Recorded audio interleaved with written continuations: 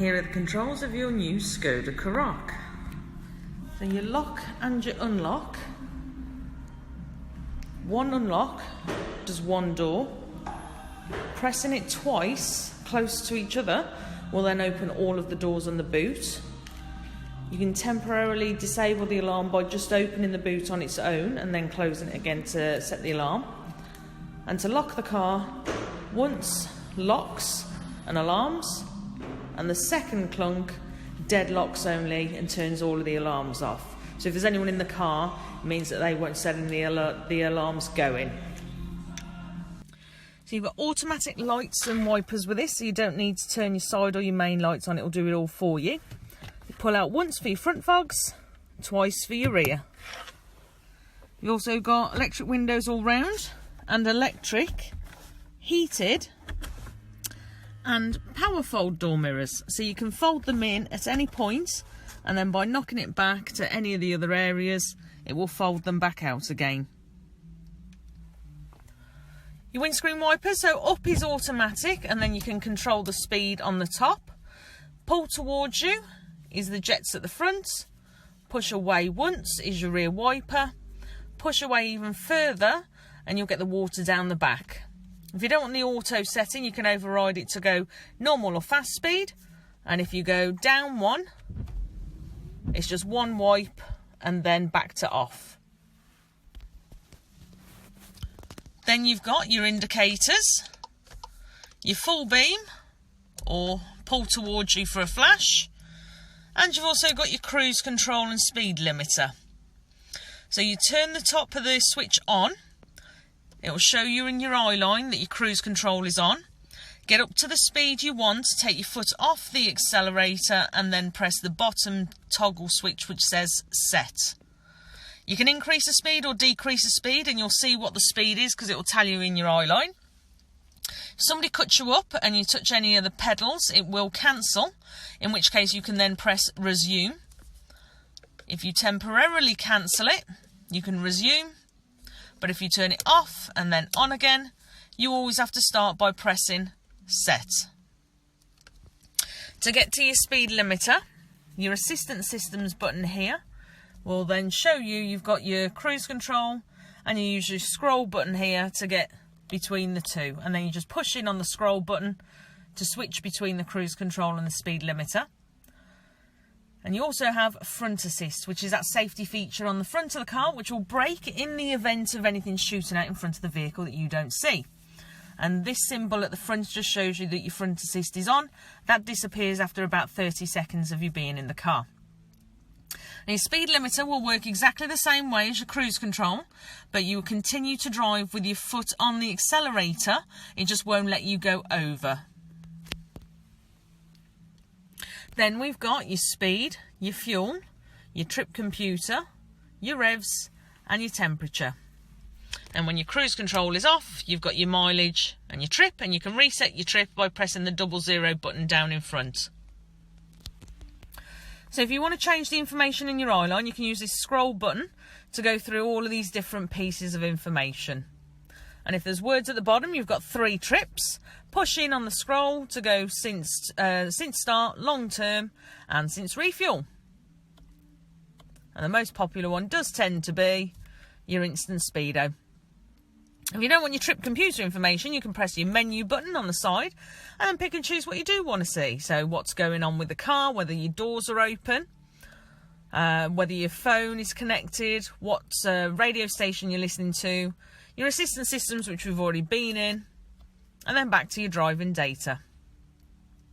Ignore view, this button is obsolete. That's for people that have got the virtual display dash. We've got the analog design. Then you've got your stereo control, so you've got volume up, volume down, or push into mute, and in between your radio stations or your tracks. And we'll have a look, see if this has got voice control in a moment. You can pull the steering wheel closer to you, as well as up and down by pulling the lever down on the left hand side, and then you just lock it back up in place for a nice comfortable position.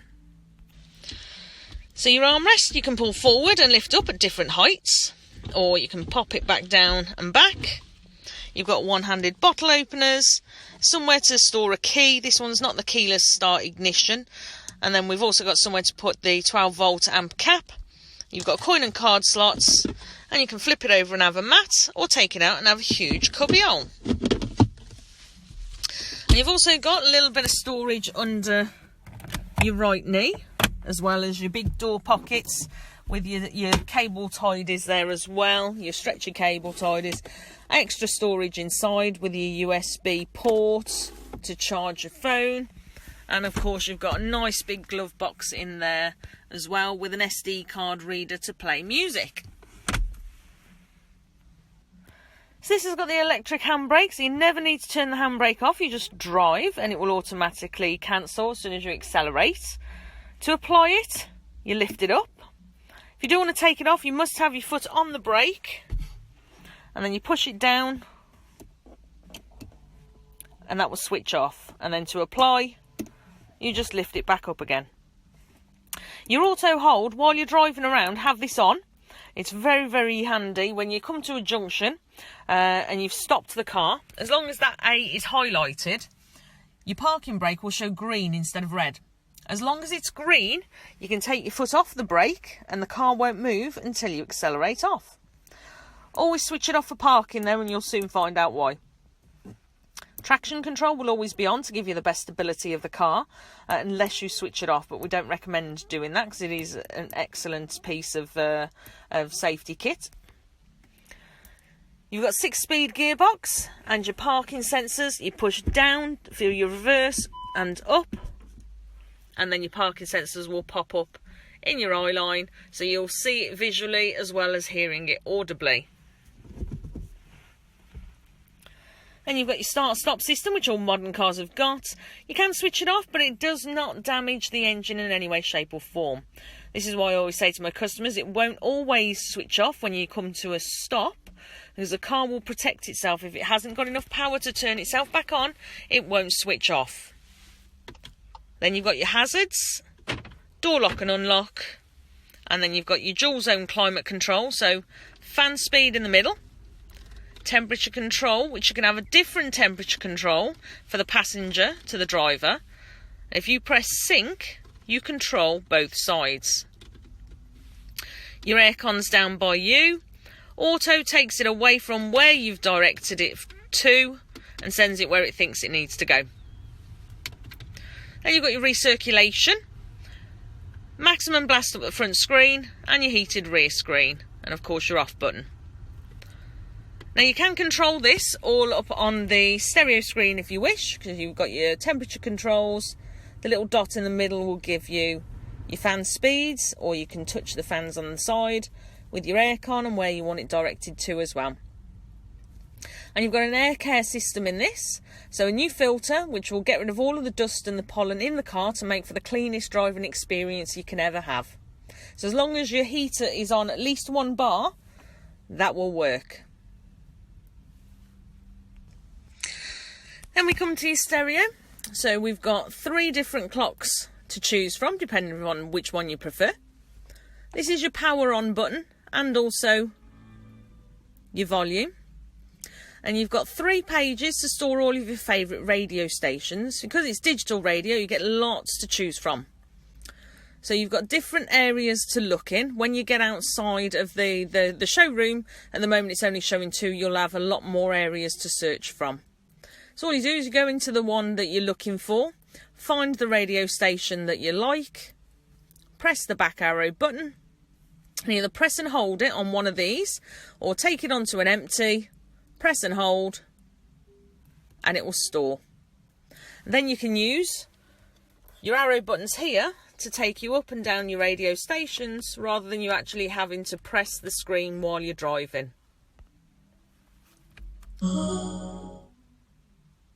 Cancel.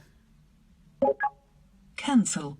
So you do have voice control on this model. However, feel free to use it at your own peril. A lot of people find that it takes twice as long to do anything. If you don't want to use it, you just press this button here, or voice, and then follow the commands of what you can actually say to the car to change any of the features in the vehicle. Media is what you're listening to. So you press source and it's either music on an SD card, USB stick, or off your phone. Then you've got all of your menu settings in here. So you've got quite a few of them down the sides of the stereo. So we've been through these already. Your phone, to pair your phone, make sure your phone is visible if it's not an iPhone. And then search into your Bluetooth, you'll find Skoda BT 5840. Select it and then follow the instructions that come up on the computer screen and on the screen on your phone. Allow your contacts, and then just like on the radio, you will have 2 pages of boxes like this that says add favourite. So you just click on add favourite, it'll bring up all of your contacts. You can use the dial to select and find.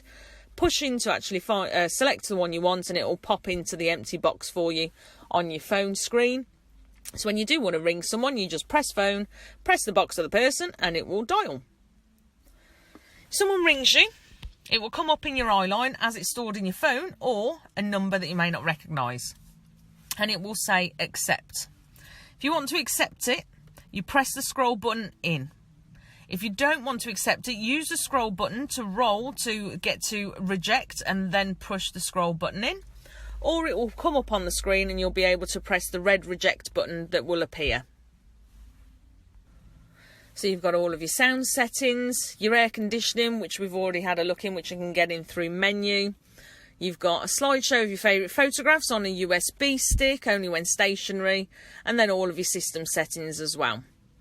And this is what then leads us on to SmartLink. So in order to use SmartLink, you'll need to plug your phone in using an original cable. And once you've connected your cable, this message will pop up saying, would you like to connect with Apple CarPlay? Select connect.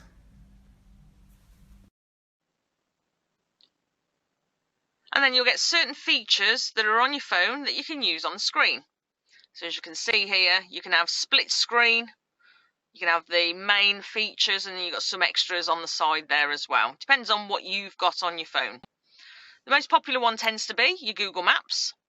So you can go into your search, keyboard, and then type in your address, and it will work the same way as your Google Maps does on your phone. Press this button down in the side here, and that will bring you back to the main screen. Then you've also got the last but not least, vehicle, which will give you more trip computer information in your eye line, all on one page. You also get what you're using fuel-wise, depending on what's on in the car, how efficiently you're driving, and what's going on with the vehicle. So if any amber lights pop up on the dash, it'll tell you exactly what's going on in here. And in settings in the corner, this is where you can tailor the car to actually work how you want it to perform with you. From your tone of your parking sensors and your volume, how your mirrors work, whether your opening and closing works with 1 unlock or 2 unlocks, the information you see in your eye line and your trip computer. Never has it been easier to change the time and date. Click it for summer, unclick it for winter. You've also got whether you prefer metric or imperial on your units, and you can also see when your service is due as well.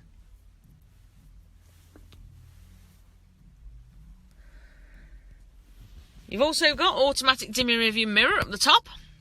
You've got your additional extra lights with the doors, and a nice little storage space for your sunglasses. And you've also got a nice big storage pot in the top there as well. I hope you found this useful, and I look forward to seeing you on Saturday. At Skoda, we are committed to the well-being of our customers and staff. Due to the COVID-19 outbreak, we will be introducing some new measures. But rest assured, we will continue to offer the high level of service you have come to expect from us. At the moment, we have to do things a little differently. So we're asking you to book a timed appointment with us, and to help keep everyone safe, only visit us if you and your household are free from COVID-19 symptoms, and if you're not self-isolating due to government guidance.